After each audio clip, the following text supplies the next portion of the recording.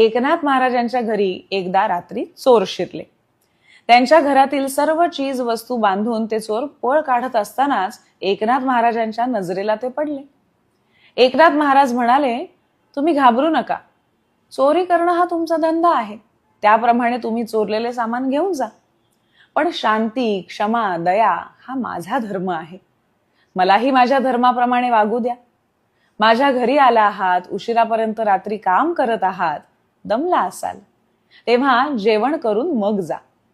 त्यांनी बायकोला उठवले, चोरांना जेवण वाढले आणि हेही सांगितले की फार ओझे झाले असेल तर मी तुमच्या बरोबर येतो. चोरांना काय बोलावे हेच कळेना.